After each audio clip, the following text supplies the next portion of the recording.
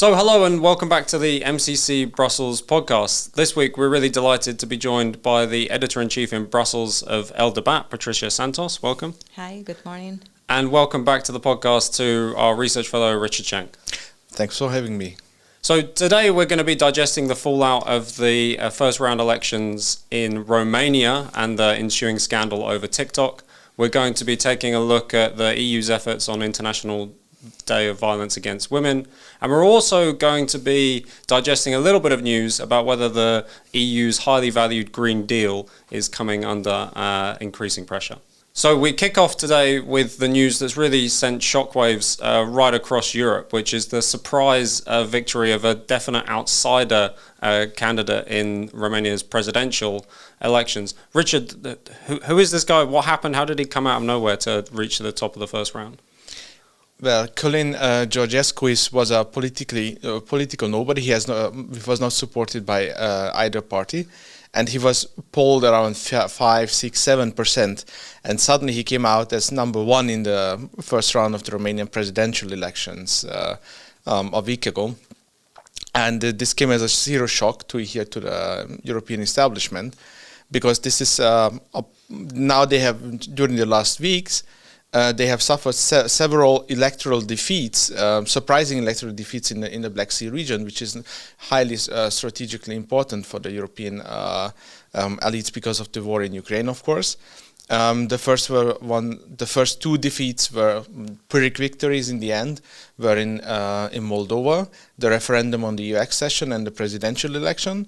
Then the European project, so to speak, lost an election in Georgia, and now a political nobody who has pro-Russian attitudes comes out as number one in the Romanian presidential elections, where the political elite basically already is agreed upon on a candidate, and this candidate of the two establishment parties didn't even make it to the second round. On Sunday, on December 1st, we have even parliamentary elections in Romania, which makes the stakes even higher now. And because of the Romanian constitution, it's actually the Romanian president who is voting for Romania in the European Council. And the Romanian president has, like the French one, it's kind of modeled after this model, has very important foreign policy responsibilities. So in this geopolitical context of the Ukrainian invasion, the position of the president of Romania became highly important for European politics, and and now in the second round on December 8th for the Romanian president, we see a very pro-European candidate as number two. So it will be like a for Europe against Europe kind of antagonism in the presidential campaign, and here TikTok comes into play because we definitely want to get back onto TikTok. It's turned into one of the huge stories of the election, and some suggesting this campaign was run entirely on TikTok. But Patricia, is this outside of the concerns about TikTok, which we'll get to in a second, is this a familiar story of kind of populism across the European continent, or is there something else at play? Well, I think it's part of a movement of protest, and I sometimes think that it's strange when I see some European leaders worried about the increase of populism, rather than asking themselves why does this happen, and make a bit of self-checking about their policies or why people are protesting or searching for an alternative to what they offer.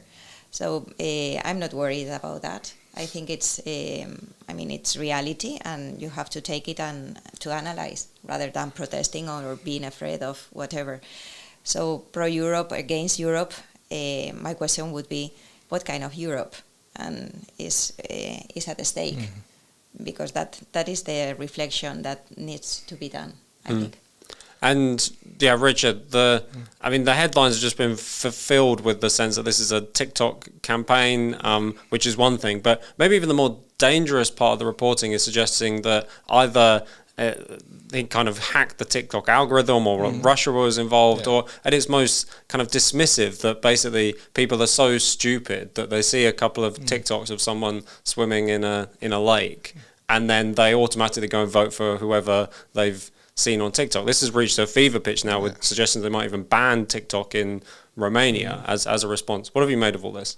Yeah, it's the usual defensive mechanism of blaming the voters on media or something like this. And as Patricia already pointed out, actually the big problem was in Romania that the two establishment parties merged basically into one, and they presented one candidate to the people like, you have to elect this guy to president. And the people obviously were like, I want to have a choice. I want to have a voice in this political. I'm not, and because this establishment candidate was even the prime minister. The prime minister has a record of policies that he has advocated for, and people were obviously not in favor of this policy program so far.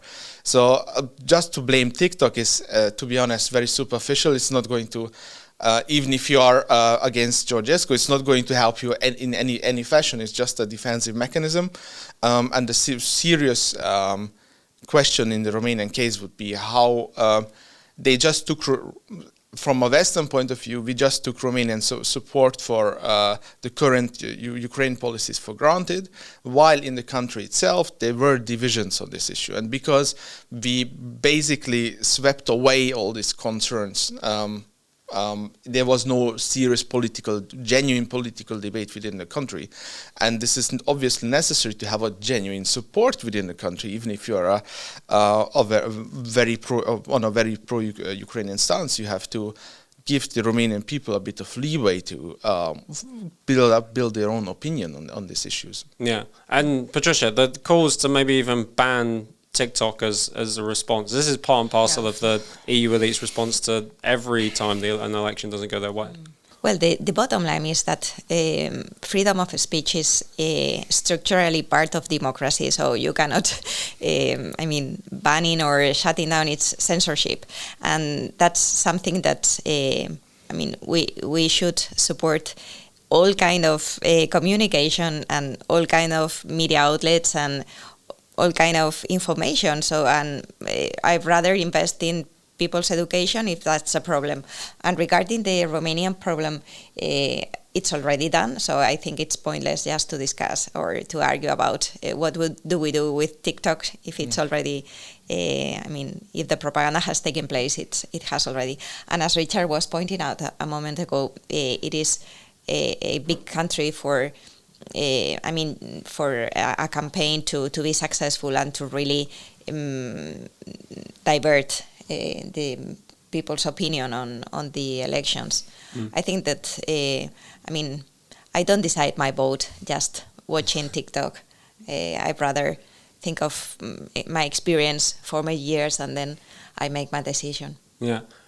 Richard, quite aside from how incredible an attack on free speech, the suggestion of banning TikTok is, quite aside from that, and quite aside from the view that it exposes that kind of EU elites have of ordinary voters is so stupid that they're liable to any kind of misinformation.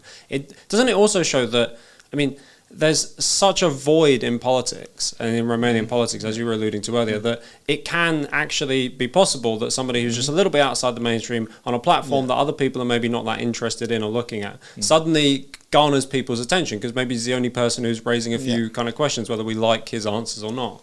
Yeah, absolutely. The breakdown of this Romanian party system was obvious during the last 5 years. There was one government crisis after the other, and now the two main political parties who were involved first in serious infighting against each other now actually merged, which took many people by surprise. I see some parallels, to be honest, to the European Parliament, where yesterday we saw that the new Commission von der Leyen was elected, but not only by the EPP and the Social Democrats and the Liberals and the Greens and the ECR partly.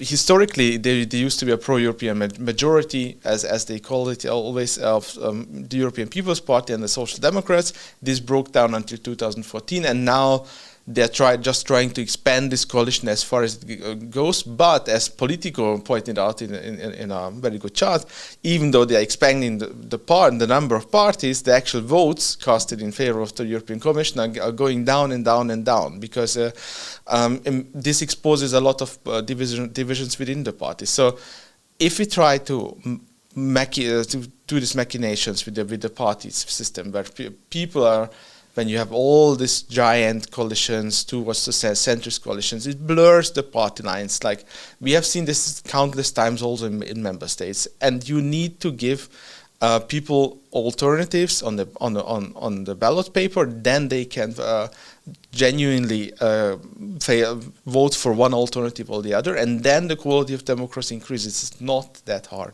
Yeah, well, this is a story maybe also seen in Germany recently, and I know that we've got, which you feature in, Richard, we've got a short podcast coming out specifically on Germany too, so we'll cover that individually.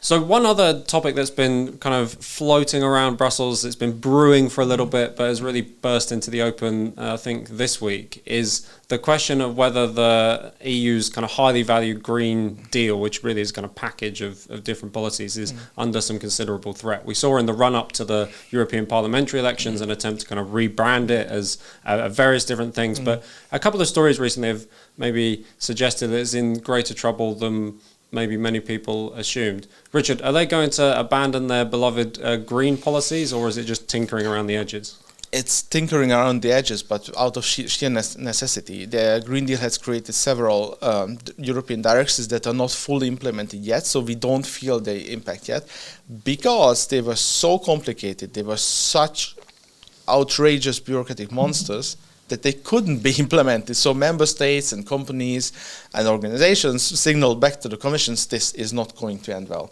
If you fully implement the regulation as it is decided on currently, this is not going to end well. The first one was the deforestation directive that needed to be partly withdrawn, and now it's not. So the deadline for its introduction is shifted by 1 year into the future, kicking down the can on the road. At least, to be honest, because if it would have come fully into force on 1st of January, it would have been a disaster for everybody, every manufacturer of products made out of wood in Europe, or traders. But they are bigger fish than the deforestation directive. There is the corporate sustainability due diligence directive that is proposing huge reporting obligations on European businesses. Then we have the EU taxonomy question, another central planning instrument-like stuff that has been invented during the Green Deal. And then we have the corporate, another abbreviation, to be honest, that I forgot, because these are all directives that are so huge in their volume that they are completely overwhelming both the national authorities and the businesses that should implement them. And now what the European Commission is planning to do, the new one, is to untie some of these mentioned regulations to make them at least implementable. But I don't know if that's really a game changer, but at least obviously it's better than implement these regulations as they are.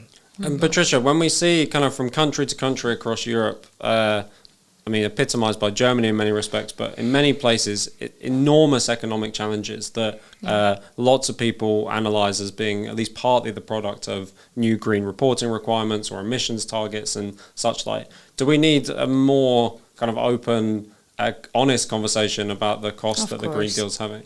Of course. I mean, there's a problem in the European economy. I think that Ursula thought that we say something and everybody else is following us, and we've made ourselves as Europeans leaders in regulation and leaders in legislation rather than leaders in production, which is the main point of economy. So I don't think we are competitive because when people find difficulties, business is quick. You need to be thinking in advance what's going to happen. So if you put too many requirements impeding this speed, the economy is going to fall down. So the point is, I think it's a good point for the president of the commission to have done these comments on easing the reporting of the companies and so on. But for me, it's a small hope that the Commission reconsiders all that is doing. And following the line of Charles Michel's discourse, he made a point on this, suggesting that we should think about the regulation that we are imposing on companies. So, I mean, I'm hopeful, but at the same time a bit pessimistic, because this is a huge machinery, and it's very slow to change. Yeah, and it seems that, I mean, there's all of the machinery, as Patricia notes, but there's such an ideological attachment, it seems, to the kind of fundamental principles of the Green Deal among so many European elites. It's not just a question of kind of changing course, because steering the ship in a slightly different direction. It's a whole ideology that has to be confronted, and for that reason, maybe you do need to be a little bit pessimistic, as Patricia says, because until we win the argument on the ideological question, it's only going to be tinkering. It has become an ideological question because we have in Brussels lobbying forces that are basically built around the Green Deal. In the EU Transparency Register, if you search for NGO, almost half of them are somehow attached to the Green Deal, climate, environment, whatever.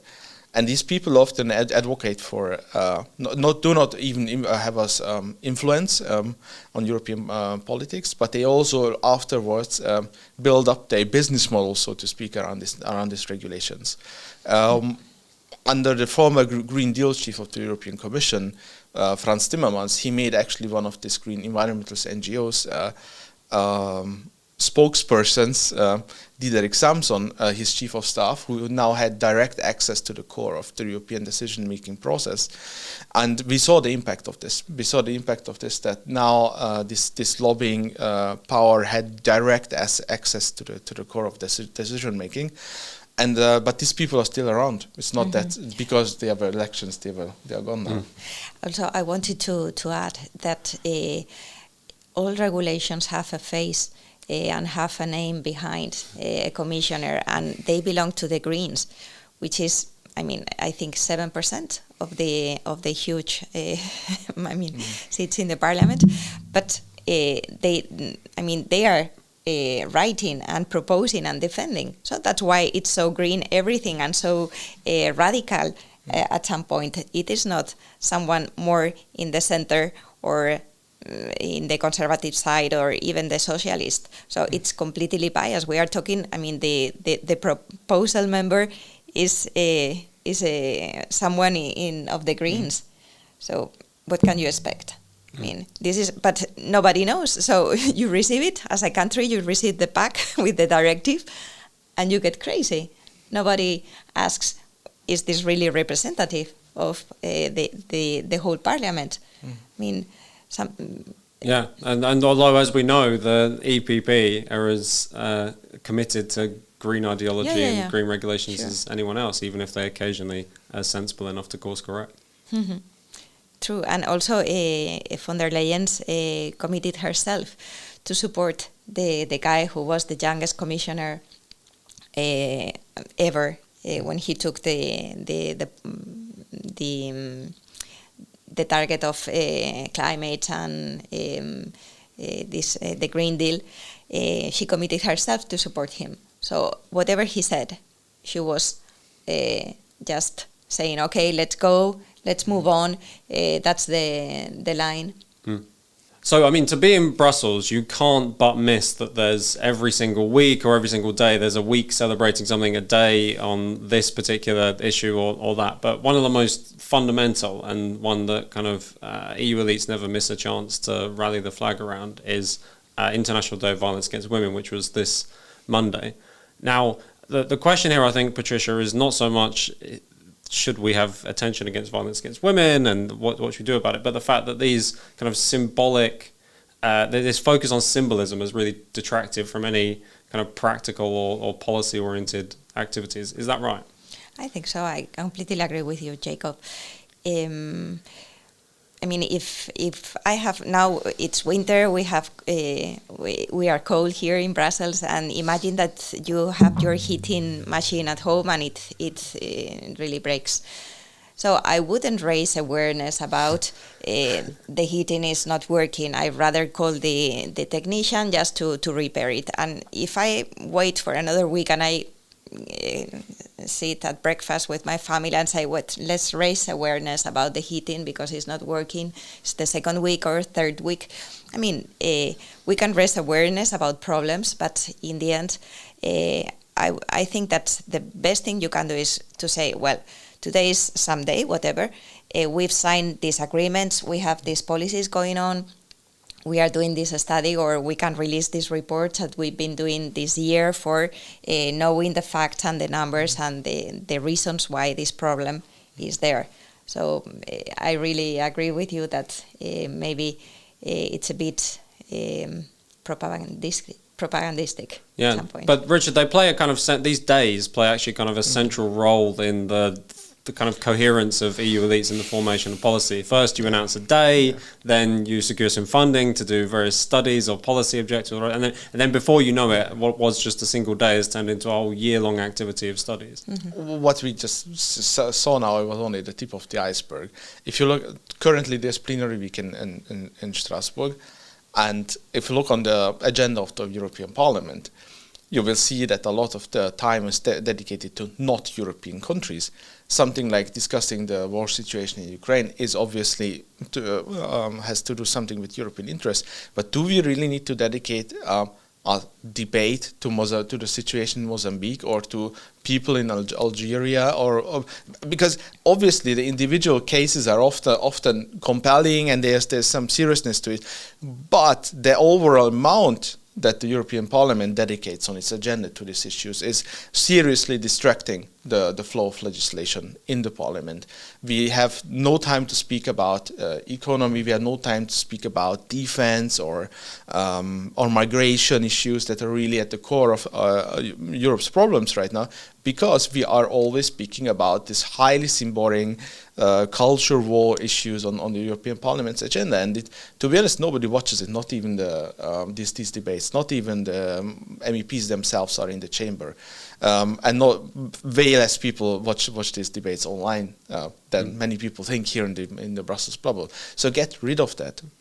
Although maybe we should be slightly grateful they spend so much time talking about Mozambique, because God knows what they'd get up to if they had more time to propose legislation to wreck Europe's economy or something. But Patricia, this is a real case study of how EU elites operate, isn't it? The kind of virtue signalling issues around the globe take far more precedence for them than pressing political or economic issues at home.